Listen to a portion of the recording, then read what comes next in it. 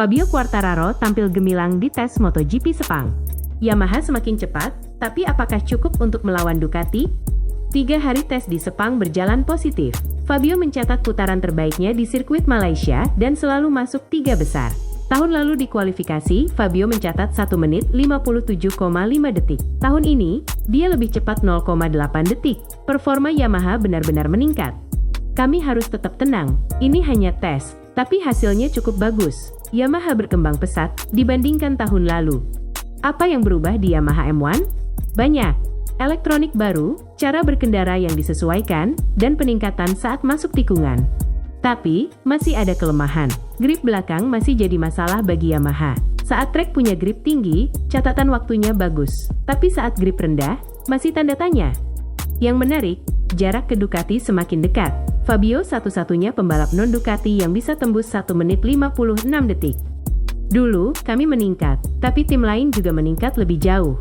Sekarang, kami benar-benar mendekat. Jadi, apakah Yamaha siap bersaing di musim ini? Bisakah Fabio menantang Ducati di kejuaraan? Kita tunggu aksi selanjutnya. Jorge Martin dipastikan absen dari tes MotoGP di Buriram. Martin mengalami 2 high sides mengerikan di Sepang. Cedera tangan kanan dan kaki kiri memaksanya naik meja operasi. Setelah operasi di Barcelona, Martin harus melewatkan tes Buriram dan fokus pada pemulihan menjelang balapan pembuka. Sementara itu, rekan setimnya Marco Bezzecchi menjadi pebalap Aprilia tercepat di Sepang dengan finish di posisi ke-8.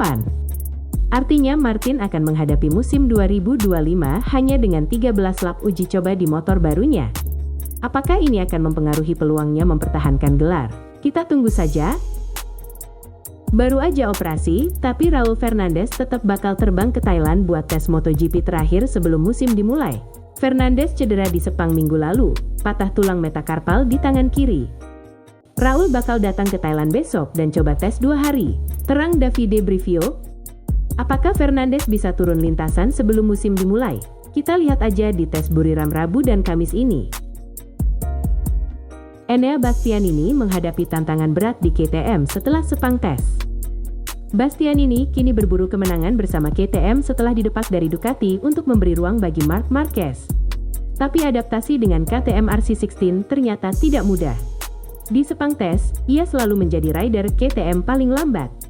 Bastianini tertinggal 1,2 detik dari Acosta, dan bahkan berada di posisi 19 dari 23 pembalap. Kami kehilangan kecepatan, terutama di tikungan. Saya tahu di mana kami kalah waktu, dan kami harus bekerja lebih keras. Terang Bastianini. Tim KTM Tech Trick ini bekerja keras menganalisis data dan mencari solusi. Mereka harus menemukan cara untuk meningkatkan performa motor sebelum musim resmi dimulai. Kapan mesin V4 Yamaha rilis? Yamaha telah lama menggunakan mesin inline 4, tapi apakah perubahan ini akan menjadi titik balik bagi tim mereka? Yamaha tidak memberi kami tanggal sebagai pembalap. Kami bertanya, tetapi mereka lebih suka merahasiakannya. Mereka ingin memastikan segalanya siap sebelum mengujinya di lintasan. Terang Alex Rins. Sejak Yamaha mengumumkan proyek V4 mereka musim lalu, para penggemar menunggu perubahan besar. Yamaha selalu menggunakan mesin inline 4, tetapi sekarang, perubahan besar sedang datang. Dengan para rival sudah lama mengandalkan mesin V4, akankah ini menjadi langkah yang tepat untuk Yamaha? Kami ingin turun ke trek secepat mungkin, tetapi kami akan melakukannya ketika kami siap. Kami tidak ingin terburu-buru dan mengambil resiko. Terang Massimo Meregali. Belum ada jadwal resmi, tetapi satu hal yang pasti, Yamaha sedang mengerjakan sesuatu yang besar. Yamaha harus memastikan teknologi mereka tidak hanya sekadar menyamai, tetapi juga mampu bersaing di level tertinggi. Semua mata tertuju pada Yamaha. Apakah mereka akan segera menguji V4 di lintasan, ataukah kita harus menunggu lebih lama? Satu hal yang pasti, persaingan di MotoGP akan semakin panas.